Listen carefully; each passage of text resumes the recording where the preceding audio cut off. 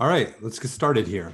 So, as a consumer, the last year has really changed my family's online shopping behavior. I mean, pretty significantly.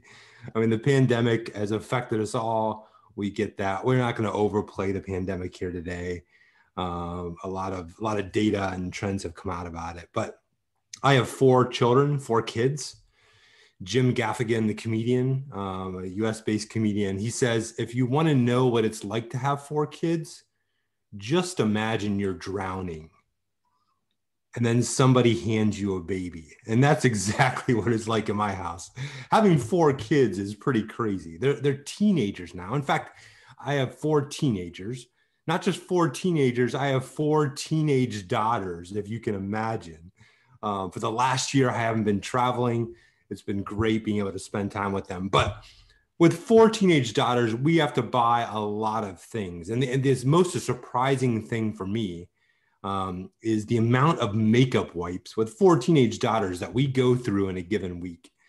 In our household, we went from ordering just kind of household items and things from Amazon to ordering everything we do online. I mean, literally everything. I would estimate that 95% of our calorie budget and our normal budget goes online to spending. And before it was more like 30 to 40%. So our individual consumer behavior has changed. Groceries being the number one item that has really changed in our family. And that change didn't really end as things started to open up. And we have kept those changes. We've kept those new behaviors, mainly because we now know it's just easier. It's more efficient to order online instead of lists, literally written lists on the whiteboard of our kitchen. Our kids now add to online lists. And by the way, they tend to add a bunch of items that we have to remove, like chips and ice cream. I have a few kids that are particularly tricky. They know when we're going to check out. So at the last minute, they add items right before we check out so we don't see that those new items have been added to the list. Pretty tricky kids. But we're not here to talk about personal anecdotes. In fact, we have a great presentation that's packed full of data. My name is Justin King, and I'm the Vice President of Industry Marketing at Salsify. Salsify is a company that helps brand manufacturers win on the digital shelf. And I'm joined today greatly by Daniel Harris from Pacvue. Thanks, Justin. Hi, everyone. Real glad to be here today. So I'm sales director of the East Coast for Pacvue, been overseeing a lot of the expansion into our European retail marketplaces. Pacvue is a big management tool, and really glad to be here today. So great, perfect. So today we're going to talk a little bit about some of the benchmarking performance data that we've seen across the different European marketplaces, and then we're going to kick it back over to Justin to really explain how you take advantage of those new opportunities by creating, the perfect PDP. And then we'll end with some questions and answers if there's time. So the interesting thing about the European marketplace is really how much it's kind of growing and how much opportunity there is now. So it's actually a newer marketplace. There's some really interesting data that reflects that. And so today we're going to be really looking across the cost per clicks and some of the information set across the different European countries.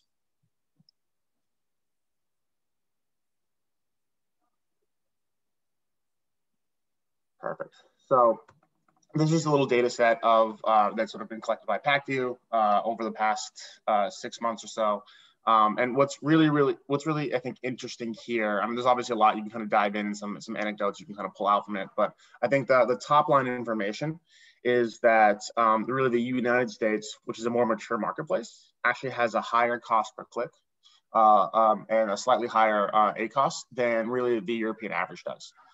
Conversion rates will vary slightly by marketplace and by category, but really I think what this indicates is that there's still a tremendous opportunity for first movers to kind of come into Amazon across these different countries and really begin to change consumer behavior and drive adoption with lower cost per click. So there's just, I think, a better advertising opportunity with less competition than what you'd see in the United States. So this is indicative of like the types of levels of cost per clicks that we saw a couple of years ago in the US. Yeah, perfect. Next slide. Oops. Oh, sorry. Can you go back? Apologies. Yeah, so I think the purpose of this slide, again, is to kind of show that same sort of trend over time. You can see here that the US has the highest cost per click. But what's interesting when we see this time shift or this time series data is that the rebound in cost per clicks after the New Year's was actually sharper in the US than in the other marketplaces. Again, this just sort of indicates a higher level of competition than you're seeing in sort of the UK and the European marketplaces in general. So this next category benchmark really just includes the UK, Germany, and France. So it's interesting. I think the main call out here is the grocery, is like the grocery cost per click. So obviously there was some impact there from COVID earlier in the year, which Justin was alluding to. But there's definitely been a rebound from sort of the March highs. I think another common trend is seeing sort of a drop in beauty products over the new year.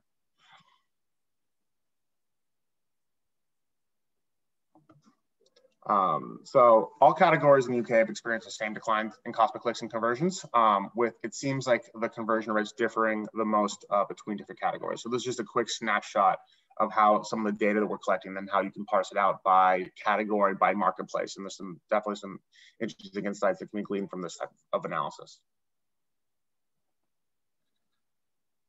So the French marketplace, again, looks dramatically different than it does in the UK. And again, like this is really attributed to the maturity level of each of the different categories. So consumer electronics and baby supplies seem to not be as heavily impacted as the grocery and beauty categories were during this holiday season. And then again, conversion rates started to dip in March, slightly after sort of a slight rebound.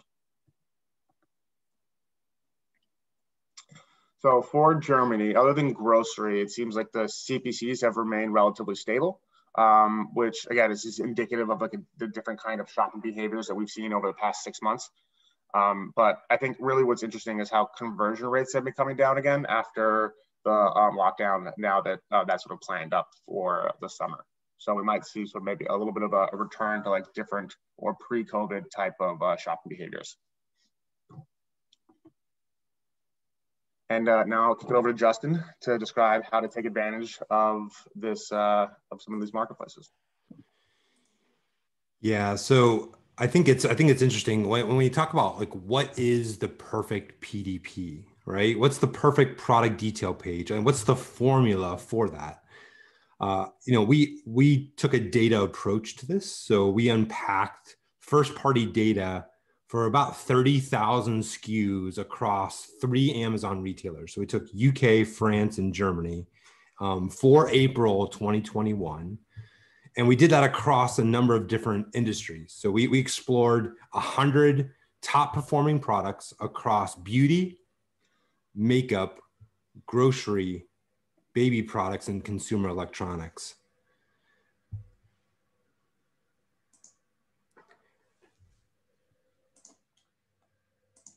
So what makes the perfect PDP? There are a number of important factors. So, and I think these aren't going to be a surprise to you. So first of all, product titles. Product titles need to be the correct length. They need to be descriptive. They need to include essential search engine optimization words. When I say SEO words, what I don't mean is SEO words for Google. What I mean is SEO words for Amazon, right? These are, when we think about the perfect PDP or the perfect product detail page, really it's about winning the algorithm, winning the Amazon A9 algorithm. So you got to think through SEO on Amazon.com using the A9 algorithm. So product titles need to serve that. Product descriptions really need to be able to track shoppers with bullets and highlights and features. They need to include the brand and the product story in the below the fold content. So below the fold content is what we call enhanced content. I'm going to actually show you an example of what enhanced content is. Ratings and reviews, they need to be leveraged to help convince the shopper of the product quality and the capabilities of the products. So titles, descriptions, ratings and reviews, and then lastly, enhanced content. Enhanced content, or what Amazon calls A+ content, should help the shopper better connect with brands, with editorialized imagery, 360-degree project. Maybe it's talk about sustainability of the company. So much of the new shopper wants to go beyond just the brand story, but also talk about the company's story and the sustainability of that company. So bringing that into A+ content or enhanced content is critical. Adding things like comparison charts to tell that brand story. So again, we did this across a number of industries: beauty, makeup. If you can go next, beauty, makeup, grocery, baby products, and consumer electronics. And we're going to do that across UK, France, and Germany, and kind of walk through each of those areas. And we're going to start with the UK. If you can go 2 slides. So on average, when you think about the perfect PDP for the UK, on average, the UK had the most mature e-commerce markets of the 3. What we found was that enhanced content is most popular on Amazon UK, meaning there are more UK merchants utilizing enhanced content or A+ content within the 3 geographies. And the digital shelf is generally more mature in the UK than in the continental Europe. British shoppers, they seem to have embraced online shopping, and brands have begun offering elevated digital shopping experiences as a result. And when I talk about elevated shopping experiences, what we mean is elevated shopping experiences on the product detail page within that specific retailer. So just real quick, I want to make sure everybody understands enhanced content. I've mentioned it a couple times.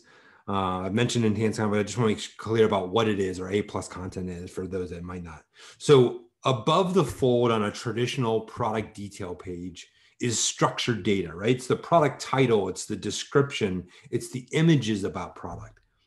But where do you tell the broader story about the product? How do you tell how this product differs from another product that you might offer? How do you tell your sustainability story? How do you tell the quality stories of your product? How do you really dive deep into the capabilities of that product? What Amazon did was launched A+ content or enhanced content, and this is below the fold. So as you scroll down our product detail page, it allows you to have, this is product from the manufacturer. You see an example here of Bosch doing this.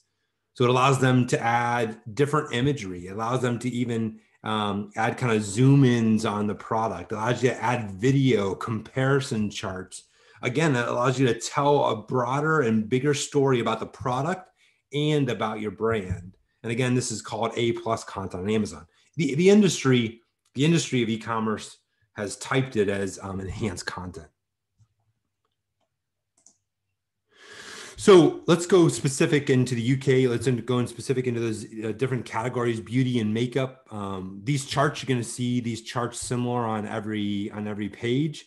We talk about enhanced content utilization on the bottom. That's the bottom bar chart. And on the right, we have we took data like how many bullets do the top 100 beauty products have, and how many images, just on average, do they have, right? And this helps you construct the perfect product detail page. So we had 86% of the top 100 makeup products actually use enhanced content. In general, there's a 64% usage rate of enhanced content. 5 feature bullets were the most popular, and 7 or more images were the most popular. I mean, you look at 71% use 6 or more images in their product detail page. When we look at grocery and baby products, the grocery industry and baby product subcategories, they're also pretty mature on the digital shelf. Only 26% of the top grocery product detail pages and 38% of the top baby products included at least one video. So this is a great way for you to stand out by utilizing video. Reviews were pretty critical in both of these industries as well, with the average number of reviews on a top grocery PDP exceeding 8,700 reviews. That's pretty significant. You can see that again, 75% used enhanced content, 5 feature bullets that was the average. But really quite a few had 6 or 7 different feature bullets, especially when you think about the beauty category. The baby products category. That makes a lot of sense. Between 5 and 5 or more made up the majority of images in the top grocery products. Consumer electronics. The consumer electronics industry is not really as mature on Amazon UK. Just 40% of the top 100 product detail pages included enhanced content in some form. This lack of maturity, it really provides consumer electronic brands with a pretty big opportunity to really stand out on the digital shelf. Look at and mimic what baby and grocery have done in the UK if you're a consumer electronics brand. 6 bullet points were the most, as well as 7 or more images. So those that did, but look at the utilization of enhanced content. So that's the UK. UK is relatively mature. Different categories are more mature than others. But let's look at Amazon France. So what does the perfect product detail page look like for France? So we really found that France's e-commerce market is probably the least developed of the 3 geographies that we looked at. Again, we looked across 30,000 SKUs across these 3 retailers across those different industries, right? So it was a pretty broad data set that we used. Enhanced content was also the least used within this region on average.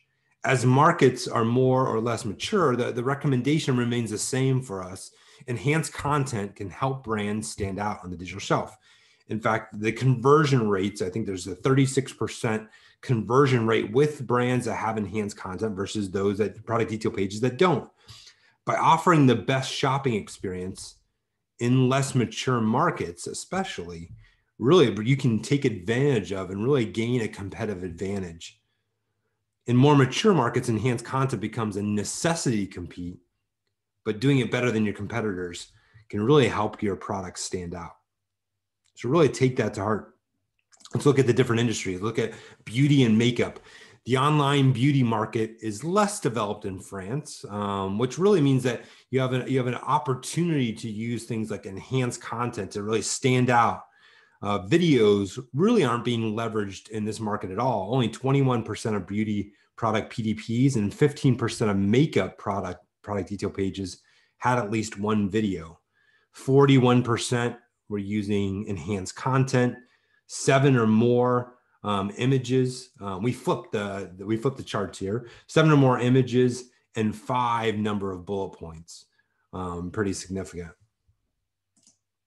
Grocery and baby products. The online grocery market in France is much more mature than the baby product market. The majority, 68% of the top 100 grocery product detail pages that we analyzed had enhanced content, significantly more than the other categories, right? While only 42% of the top baby products had enhanced content. Also, video hasn't really become popular in either market, so grocery or baby. This provides a pretty good opportunity to be able to stand out against the competition. In general, 68% had enhanced content. Again, you see 5, and we're seeing a pattern here, right? 5. Well, in this case, we only had 5 images as the majority, and enhanced content of 42%, pretty significant in baby products. So a really big opportunity we see in the baby products industry. Okay, consumer electronics. The consumer electronic market in France really is not yet mature at all. I mean, only 23% of the top 100 product detail pages actually featured enhanced content. Video itself isn't popular either. Only 24% of the top 100 product detail pages featured video. But video usage was more popular in this industry than in others. Reviews are crucial in this industry. As you can imagine, electronics, right? People are looking at reviews with the top products averaging over 14,000 reviews per product. So if you're in this industry, reviews become very important, but you have this really cool opportunity to leverage enhanced content, to leverage video and to feature video. The usage on video is very, very high, but the actual displaying of video was not. 23%, just go back one. 23% have enhanced content, 77% don't have enhanced content. And then how many videos do the top 100 electronic products have? Most had zero, right? With only 2 having 2+ videos and 22% having 1 video. So we just see, anytime you see these gaps, especially when you compare to other markets, you can see the trends moving, right? You can see trends moving towards enhanced content, towards A+ content with those brand stories. You can see the trends moving towards video. If you're a consumer electronics brand looking to differentiate yourself, looking to compete on the digital shelf inside of Amazon, these are some aspects you can add to your product detail page. Amazon respects the content you have on the product detail page. It actually respects it and increases your ability to show up on search inside of the A9 algorithm. So a really good opportunity. And most companies are doing pretty well with images, with the top 100 electronic products having 63% having 7 or more images. Okay, the last market let's look at is Germany. So Germany's e-commerce market maturity level is probably the most mature across the 3 geographies. I mean, German brands can find ample digital shelf opportunities in their respective industries. But enhanced content ranges from differentiator to table stakes. So as we kind of look at these different industries, you're gonna see like everybody's using enhanced content, so you have to have it, or just a small group of companies or brands are using enhanced content. So it can be a differentiator. So we'll break that down for every industry. Video inclusion on product detail pages is more popular in Germany on average, and showcasing that German consumers love videos as a part of their decision-making process. So again, you have to make decisions like, what do I have to do as table stakes? What's required? Where have expectations already been set that we're going to have video, so we need to have video, versus where can we actually differentiate by doing these different things? So let's look at the beauty and makeup category. So the beauty and makeup markets in Germany, they aren't really yet mature. Both industries saw almost a 50-50 split between product detail pages that included enhanced content and those that did not include enhanced content. So this is where that opportunity lies if you're a beauty and makeup brand within Germany. Videos, though, are more popular within these industries, as 37% of the top 100 product detail pages included at least 1 video. Top beauty products also had over 10,000 reviews on average. So this signals that reviews are critical. People are making decisions based on these reviews. 47%, let's just go back one. 47% have enhanced content and 53% do not. As you can kind of see that almost 50-50 split, 5 bullets being the average. But look at, I mean, 14% had 6 or more bullets, which is incredible. 21% actually had 6 or more bullets. And then the number of, and this is supposed to be videos here, the number of videos is 34%. Again, 3% had 2 or more videos. So again, you see some great opportunities, especially with videos. I think the consumption on video is very high, still only a small amount, 34%, not the majority using video on their product detail pages as well. Let's take a look at grocery and baby products. So the baby product market in Germany, this is the most mature market of any that we examine. Almost 90% of the top 100 product detail pages included enhanced content, so that below the fold content. And over half of this market had at least 1 video. So again, the baby product market. maybe not the greatest to connect grocery and baby products. So we're trying to differentiate that for you here. But over half had at least one video, by far the most of any industry. Grocery was also very, very mature, as 64% of the top 100 product detail pages included enhanced content. So grocery and baby utilizing that A+ content and then enhanced content. Ratings were very high in these categories, with the top baby products featuring, I think, over 4.75 stars, and the top grocery products receiving an average of 4.5 stars. Pretty significant. Again, the bullets are significant. I think that chart on the bottom right is the most telling. How many videos do the top 100 beauty products have?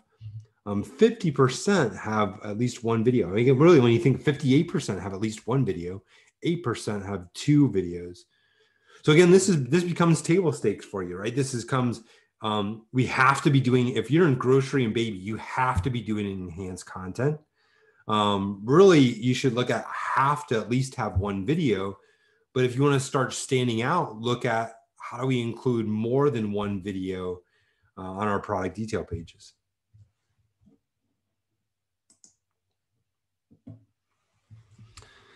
And then the German consumer electronics industry. So the online consumer electronics industry in Germany is one of the least mature markets that Salsify analyzed. I'm actually surprised by consumer electronics in general.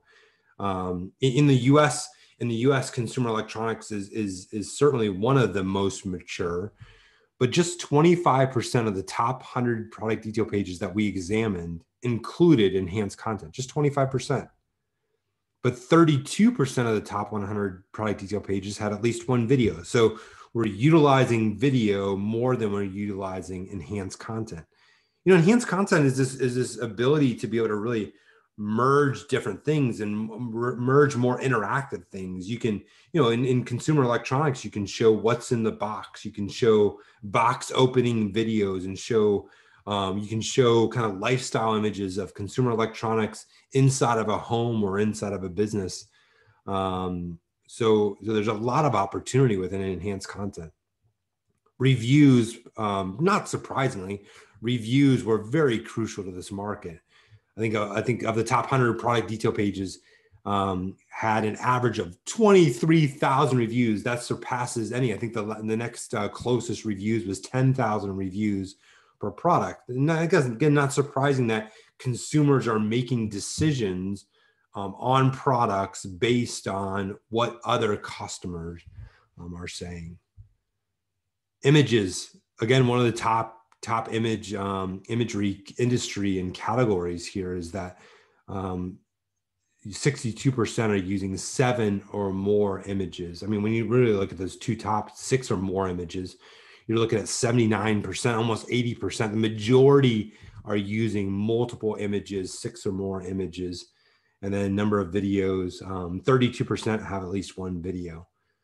As I look at the opportunities within consumer electronics, really we're looking at table stakes being enhanced, really table stakes being the number of images, but then video and enhanced content. Guys, I mean, especially enhanced content is this great opportunity for you to differentiate yourself and your brand story within those product detail pages. So overall, we really found that the perfect product detail pages in UK, France, and Germany, obviously they have to include detailed titles, lots of good text and storytelling within product description and bullet points. You really have to highlight the features and benefits. But what we also see is that we're seeing less text and more visuals. We're seeing concise and precise written content, story-based content, really telling the story of your brand within the content, whether it's in the description and the feature bullets, and then followed by the brand stories that you can tell in enhanced content, and then really, highlighting the positive reviews and ratings. Let me just tell you this. The digital shelf is a continually shifting target to try to hit, right? it is moving constantly. I think Amazon changed the requirements 170 times last year. They changed the requirements of what content they're accepting. But what also is changing is how people are using the product detail page. We're also watching an interesting shift.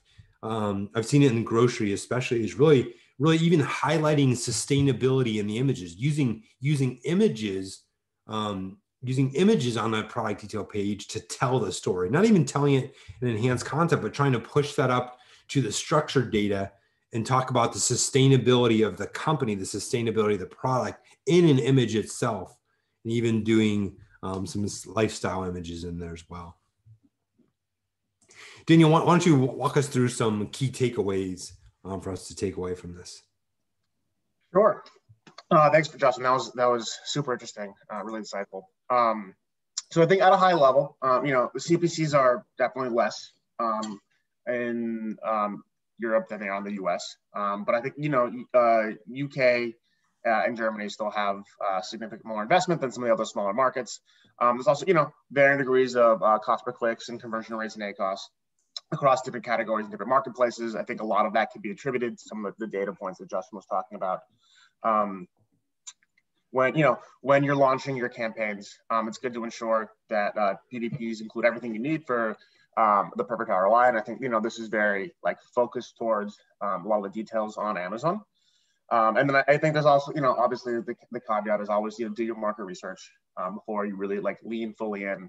And then also what can't be understated enough is how extensive an expansion the Amazon marketplace reach is in Europe, and how quickly that's potentially able to grow.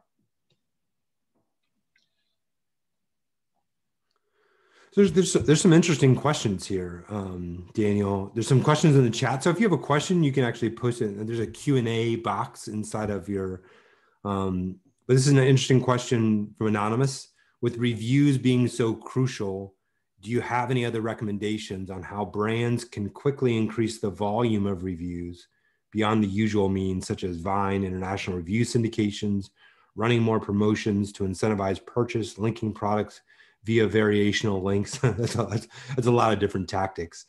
Any suggestions from you about how to build, increase the volume of reviews?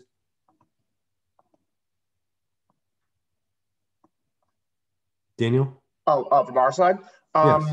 No, I mean, obviously the Vine program is a great way to go. I think from an advertising focused perspective, we recommend just holding off on advertising as a tactic until some of the reviews get to where they need to be. But there's still probably a little bit of an investment that you want to be making just to make sure that, you're getting traffic to and sort of the opportunity to convert with consumers.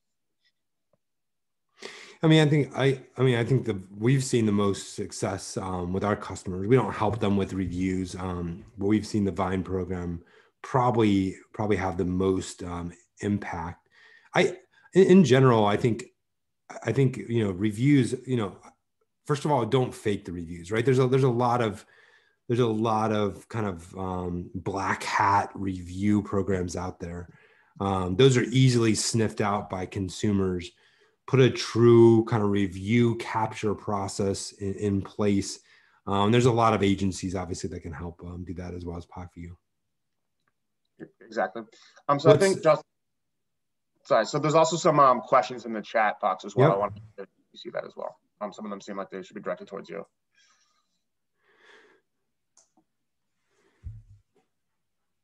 So how would you differentiate on mobile, as most users use mobile app or site where bullet points are suppressed? It offers a different customer experience. You're absolutely right.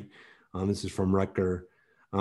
You're absolutely right about that. I think, as we have coached our customers through consumer, the product detail page or the product experience, taking mobile into account first is an important thing. So what we've suggested is for people to prioritize. It doesn't hurt the algorithm, right, to have as many bullet points, but really to prioritize those bullets about what are the things that are going to affect the purchase path more than others, and put those bullet points first versus last. I think this is really where where enhanced content though has the most value as enhanced content doesn't get suppressed, right? It doesn't get put into a thing where you have to click to see more bullet points. So enhanced content, you get to display all of the bullet points, all the feature bullet points in the way that you want to, telling the story the way that you wanted to. So we've also seen those bullet points repeated in enhanced content, but in a prettier way, telling a broader story.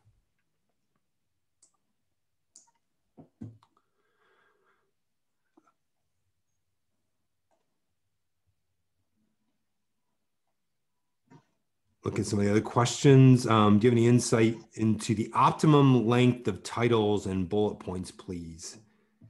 So Matt, I think if you want to email me individually, it actually differs for every platform, for every geo out there. So if you want to email me, jking@salsify.com, I'll get you the information very, very specific to the retailer and the geo that you're in about what the optimum length of titles and bullet points are.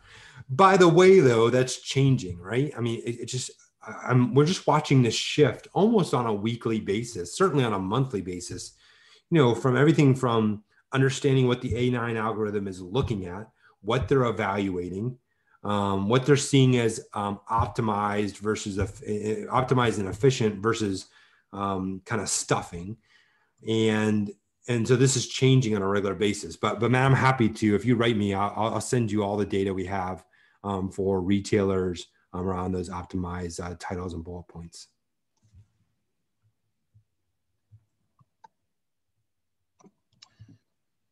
I think there's another question about the, do you want to answer the one about the differences between Amazon content? Yeah, please. No, I think it's an interesting question. I'm curious to hear it. If you've seen a difference in content between Amazon products sold 1P and those on third-party marketplace. Yeah, go ahead. No, I think it's more of a question for you. Is there different in content that you've seen? So, I mean, I don't see we haven't seen a data difference or a product detail page difference in 1P versus 3P. I mean, there's certainly a difference between those offerings, right? There's a difference between how those are offered and how those are built, but there's not a data difference. Titles, descriptions, images, enhanced content. Really, we don't see any differences between those two, Wrecker. But obviously there's difference between those programs, right, and how they're structured, but not in how consumers. I think when someone sees it as a third-party vendor, I think there becomes a higher need for ratings and reviews around shipping and the ability to get that product to the customer. So customers become more concerned about that. But not in the actual product details itself. Makes sense.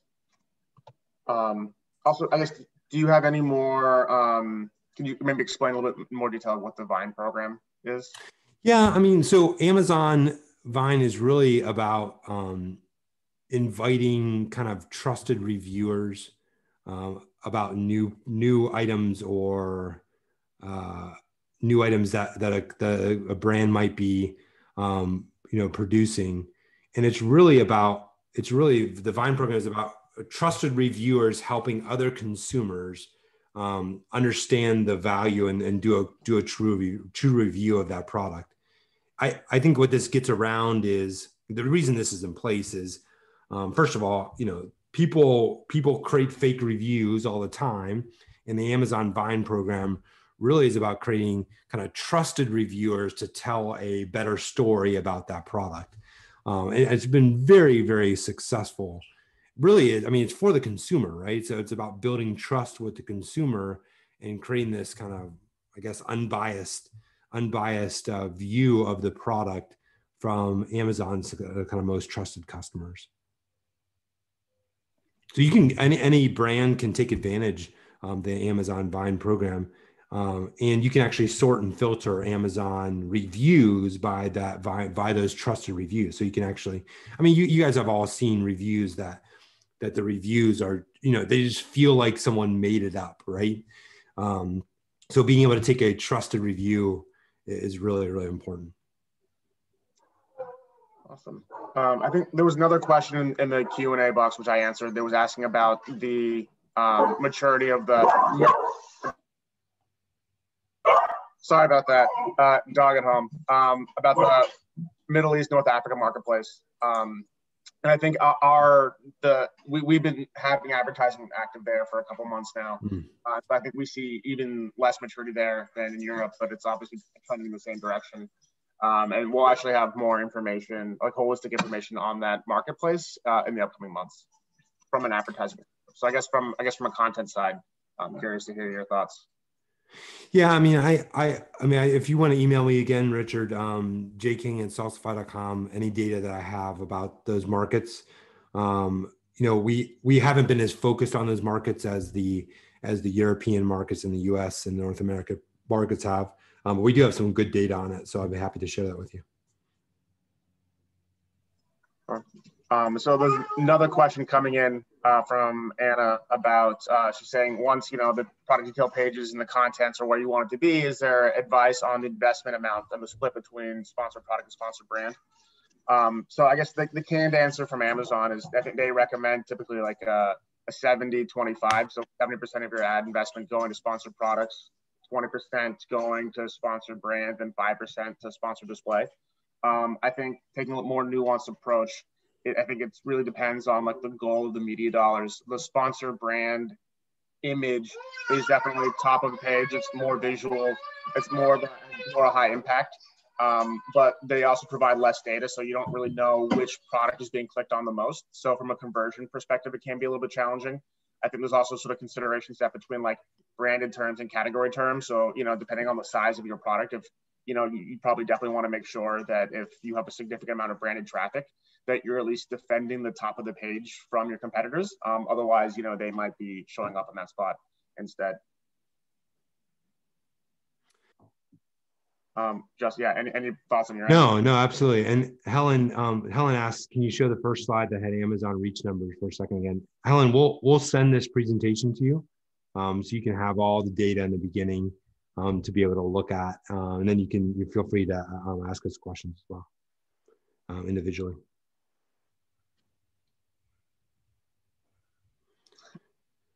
Yeah. So Helen's asking, could you repeat those ad spend percentages again? It's a 70-25, right? So 70% sponsored product, 20% sponsored brand, and then 5% sponsored display. That's good. Excellent. This has been great, Daniel. I love the data. If you can move the next slide. If you guys want to reach out to Daniel or myself, I think there's a contact. jking@salsify.com is my email address, and you can reach out to Daniel and his team at sales@pacvue.com. That's right. So thank you all for joining. And then I guess the previous slide, we have a webinar coming up again next week, which is going to give some more insights around Prime Day and how you can prepare for it. So excellent. Awesome. Well, thank you, everyone. Thank you. Thank you all.